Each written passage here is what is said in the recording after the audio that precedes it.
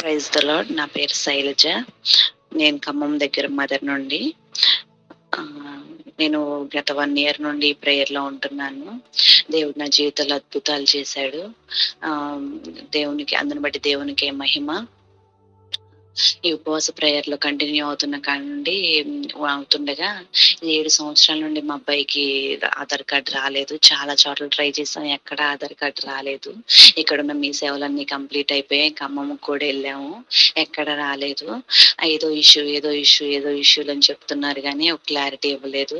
దేవుని కృప చేత ఈ ఉపవాస ప్రేయర్‌లో కంటిన్యూ అవుతుండగా 7 సంవత్సరాలకు మా అబ్బాయికి ఆధార్ కార్డ్ ఓకే అయింది. ఆధార్ కార్డ్ వచ్చింది. అందుని బట్టి దేవునికే మహిమ.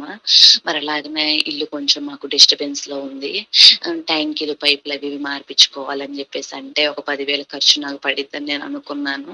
అనుకోని ప్రభా ఒక క్లారిటీనిచ్చినందుకు మీకు వందనాలు. ట్యాంకీల విషయంలో అద్భుతాన్ని చేసినందుకు మీకు వందనాలని ప్రార్థించుకుండంగా దేవుడు నాకు ఒక్క పైప్ ముక్క గూడా మార్చే పని లేకుండా ఉన్న ట్యాంకీ అంతా నా కిందకొచ్చేటట్టు చేసేసాడు. రూ.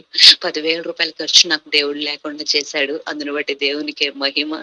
అదే మరి అలాగనే ఇదే ప్రాబ్లమ్ కంటిన్యూ అవుతుండగానే మా ఇంటిని రిజిస్ట్రేషన్ చేపిచ్చాలని జెప్పేసి పెద్ద మనిషి మాట్లాడారు పంచాయతీలో. రిజిస్ట్రేషన్ అన్నప్పుడు నాకప్పుడు అర్థం గాలేదు. రిజిస్ట్రేషన్ ఏముంది ఉన్న ఇద్దరమే కదా! ఒకళ్ళు చేయించుకుంటే ఇంకొకళ్ళకి మిగిలిందంతా ఇంకొకళ్ళకే కదా! అన్నట్లుగా నేను అనుకున్నానప్పుడు. నాకు పెద్దగా అనిపియలేదు. కానీ నాకు రిజిస్ట్రేషన్ వాళ్ళే చేయించిచ్చారు ఇంటికి.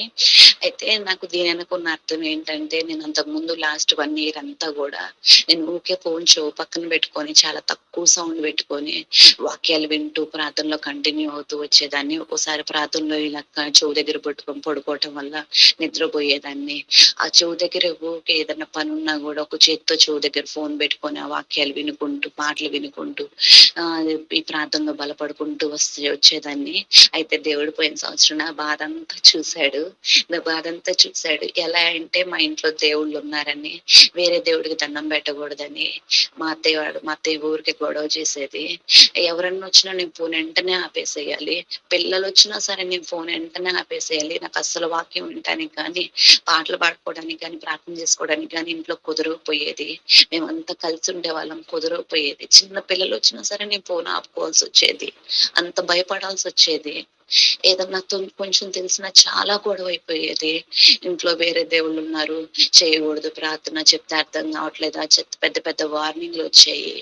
అలాంటి నాకు దేవుడు ఈ యొక్క రిజిస్ట్రేషన్ ద్వారా గొప్ప కార్యాన్ని చేశాడు. పోయిన సంవత్సరం అంతా ఫోను చెవు కాడ పెట్టుకొని వినేదాన్ని. అయితే నా దేవుడు నా విషయంలో చేసిన గొప్ప కార్యం ఏంటంటే ఇల్లు రిజిస్ట్రేషన్ అయిపోయింది. నాకు తెలియలేదు ఇల్లు రిజిస్ట్రేషన్ తర్వాత ఏం బెనిఫిట్ అన్న సంగతి. ఇల్లు రిజిస్ట్రేషన్ తర్వాత నా బెనిఫిట్ ఏంటంటే ఫోన్‌కి ఎంత సౌండ్ ఉంటే అంత సౌండ్ పెట్టుకొని నేనిప్పుడు వాక్యం వినగలుగుతున్నాను. పాటలు పాడగలుగుతున్నాను. ప్రేయర్ చేసుకోగలుగుతున్నాను ధైర్యంగా. పంచాయతీ ఆయన దగ్గరికెళ్ళేసి చెప్పారంట. ప్రార్థన చేస్తుంది, పాటలు పాడుకుంటూ ఆ పాటలు వింటుంది, వాక్యం వింటుంది అనంటే, అమ్మ రిజిస్ట్రేషన్ అయిపోయింది కాబట్టి వాళ్ళిల్లు వాళ్ళది. మనం ఏం చేయలేము. మనం మాట్లాడడానికి ఏమీ లేదన్నాడంట పెద్ద మనిషి. నా యేసయ్యా దీని వెనక ఎంత అర్థాన్ని దాగిచ్చావో నాకు తెలియలేదు. దేవుడు ఇంత అర్థాన్ని దాగిచ్చాడని. ఈ సాక్ష్యం ఇంగో నాలాగా బాధపడుతూ వాక్యాలు వినడానికి ఇబ్బంది పడుతున్నాం మీరెవ్వరు కూడా భయపడొద్దు. నా జీవితంలో కార్యం చేసిన దేవుడు మీ జీవితంలో చేయడానికి కూడా సిద్ధంగా ఉన్నాడు. నమ్మండి, విశ్వసించండి. ఆల్రెడీ కార్యం చేసేసాడు మనందరి జీవితాల్లో దేవుడు. ఈ యొక్క ప్రార్థనలో మార్నింగ్ ప్రేయర్‌ల ద్వారా నేను చాలా బలపడుతున్నారు. వాక్యాల ద్వారా, పాటల ద్వారా నేను చాలా బలపడుతున్నాను. జాషువా అన్నయ్యకి థాంక్ యూ. అక్కకు థాంక్ యూ. మరి అలాగనే ఇంతటి కృప నా పట్ల చూపిస్తున్న నా దేవునికి సమస్త మహిమ కలుగును గాక. ఆమేన్.